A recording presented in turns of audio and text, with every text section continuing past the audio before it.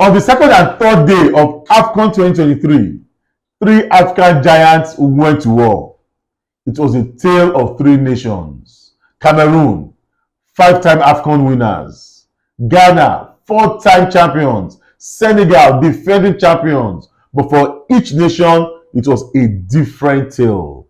Hello guys, welcome to Sports Maestros TV one more time. It's our preview of the AFCON 2023 and we'll be back in a moment.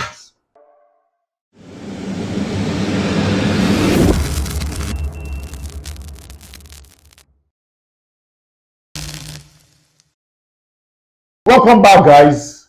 It's always a pleasure to be in your company. You know, we keep asking this all the time. Sports Maestros TV is a community and would like you to be a part of the family.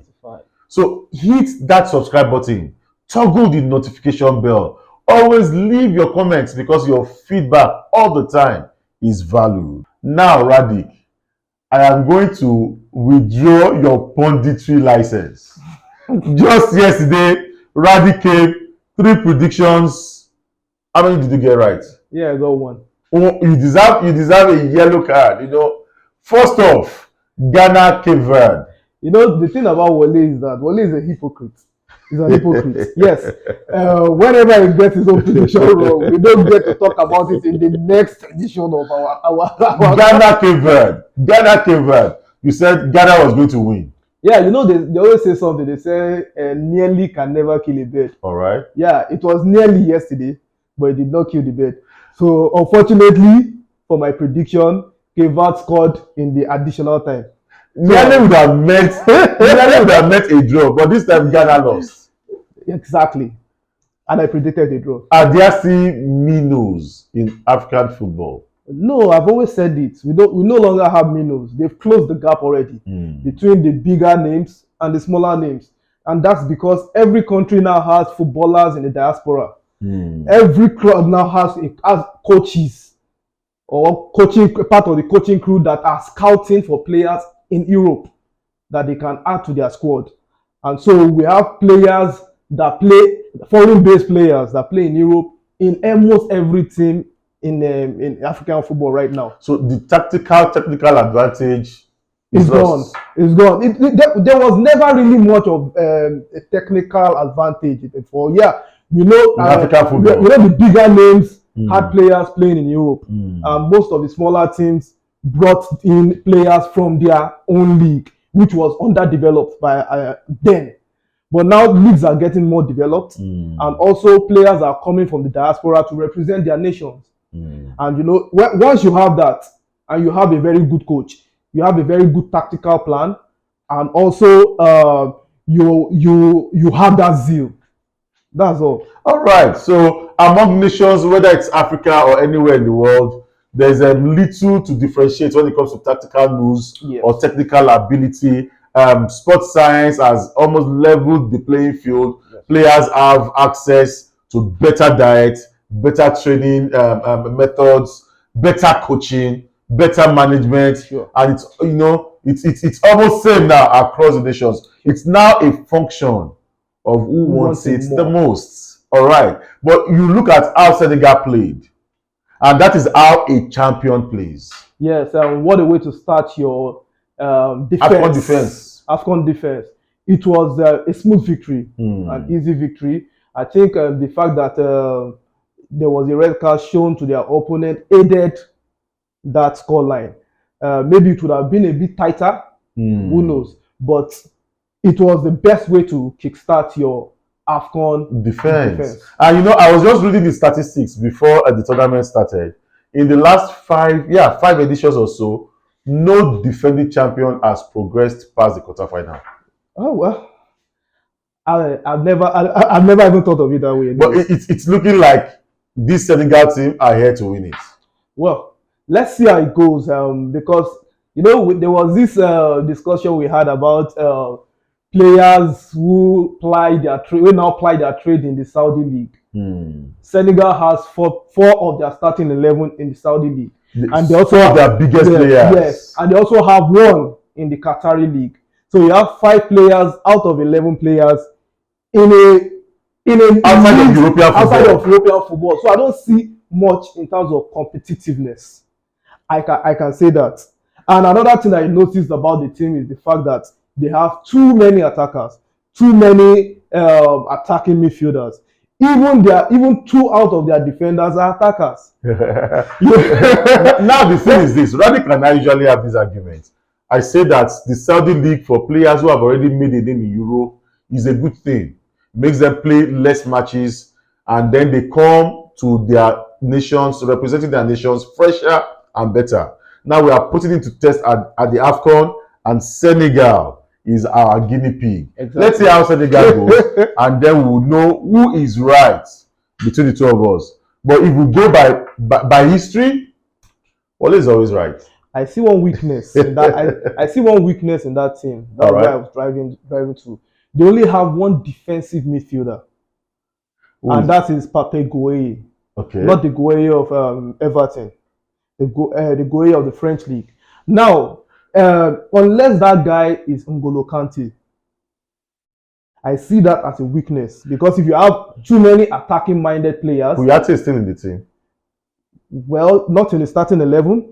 Well, Gueye, I'm not really sure, but I'm not Gueye is in the team also. But today's match, they started with only one defensive midfielder. Every other player on the field, except for the 2 central backs, were attackers. Papis, the name of the manager is Aliou Cissé.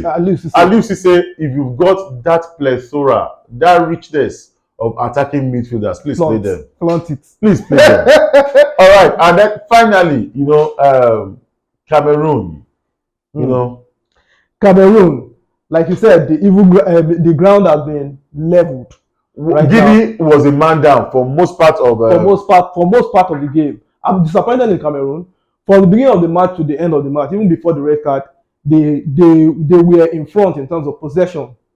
But Guinea was the first to draw the first blood. And you expect that after the red card, based on the kind of level of possession they had in the first half, that they were going to turn the game around and eventually get the win. But in the second half, they only had 2 shots on goals. In the first half, they didn't even have a single shot on goal.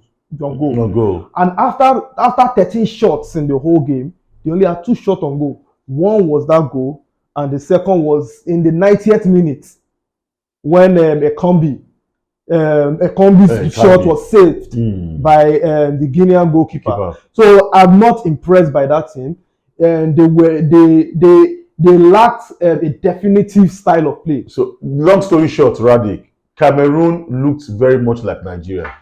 Even worse than Nigeria. Yeah, they look worse than Nigeria, because with a man down, you are still lobbing the ball into the box. They always look worse than Nigeria until they play Nigeria.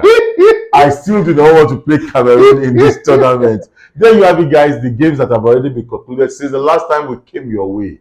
The game that is ongoing at the moment is Angola-Algeria, which I predicted was going to end in a draw. And you predicted a draw, which I fancy an Algeria win. Let's look at the next few days ahead and see who gets more of his predictions right. So tomorrow we are going to have Burkina Faso against Mauritania. I don't know about all these things because you look at both of them.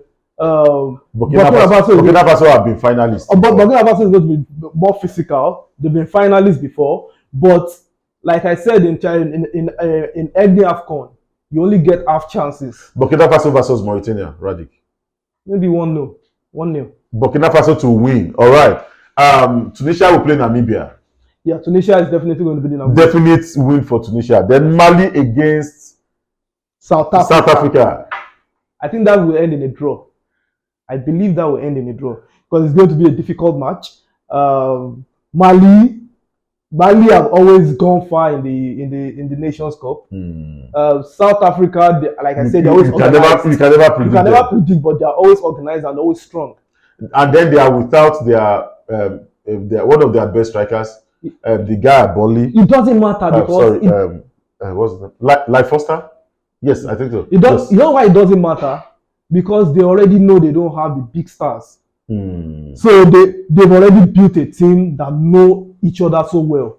So it doesn't matter whether one particular player is there. They will continue to play their game. All right. So a draw for Mali and South Africa. Yes. The day after, We are going to have DR Congo play Zambia. DR Congo, Zambia. That should end in a draw. When Radic is not sure, everything ends in a draw. Morocco against Tanzania. Morocco is definitely winning. Let me play the devil's advocate and say that Tanzania will get a draw. Okay. Against Morocco. Okay, what about the other games? Oh, I should roll. You want to ask me? You can't sit on the fence. Ask me. You can't sit on the fence now. What of Mali, South Africa? What do you think? Is South Africa win? Tunisia, Namibia? Tunisia will edge that. Burkina Faso, Mauritania? I fancy Burkina Faso win too. 1-0. Like okay. What about DR Congo and Zambia? Did I just predict that? Did you? DR Congo, Zambia. Draw. Okay, draw. A draw. Okay. A draw. Okay. After that, we are going into the second matches of the AFCON. Yes, on Thursday we'll be starting with Group A, and then Nigeria will be playing Ivory Coast. One of them, the star matches of the groups. Wow. I don't like to predict Nigeria matches, but I believe a draw will be a very, very good score for us. On that score, on that too, I agree. A draw. Because they are playing against the host. And a draw puts Nigeria in the second spot. Yeah, it's a favorable position, anyways. Because what I mean to say is that once we draw Ivory Coast, we may as well forget about coming tops. Well, and I was never really particular about coming tops. And then we'll go to play either of Cameroon or Senegal. Cameroon in the second round. Cameroon just drew today. Cameroon, the worst Cameroonian team against a Nigerian team. The story changes. What makes you feel Cameroon will be first or second in their group? That's what I'm trying to say. Because they've drawn today's match. Well, and they'll be playing Senegal. So let's see. But punditry is always about juggling, about thinking. Hopefully, if you want to win the AFCON, you should be ready to play the champions. Sometimes you want to play the champions when you've got your groove. These Super Eagles are yet to come into their thing. We won in 2013, and we did not in the first game. But we got better with every match. We did not win our first game. We got better. We did not win our first game. We got better with every match. We didn't win our first game. We got better with every match. We didn't win our second game. We played our most difficult match in the quarterfinal. We did not win our first game. We did not win our second game. It was the third game. We won 3 penalties. Penalties thrown by Victor Moses. That is the point. Until we got into the quarterfinal and we defeated Ivory Coast. That was the 4th match. So we got better with every passing game. So we can get better in this tournament. That's what you are trying to say, right? All right. Okay. Cameroon, do all you can, please. Do all you can and finish 3rd. So, what do you think Equatorial Guinea-Bissau? Whoever likes you. Okay. I take that back. A draw. A draw helps the fortunes of Nigeria better. Yeah, a draw because I don't see them converting chances anyways. And you will be surprised. It will be end-to-end, attack-minded, of course, and some great goals, shots from outside. Matches like this. End up throwing up. Equatorial Guinea-Bissau, surprising. Matches like that, they will just throw up some 1-2 beautiful goals, and it will be a marvel to watch. All right, guys, thank you for your time. It's been an interesting episode for us. I hope that we've brought some entertainment to your AFCON. And like we always say, this AFCON period will be coming your way steadily. Lock down Sports Maestros TV. Check this channel for reviews, for match previews, because we'll be doing that often. We are going to come with quizzes to test your knowledge of AFCON. Engage those quizzes and let us know what you score. And you're also going to be getting highlights. Yes, highlights of matches. Some of your favorite matches. So it's going to be a total AFCON package. Thank you so much. We'll see you soon. Sport Maestros TV. Signing out.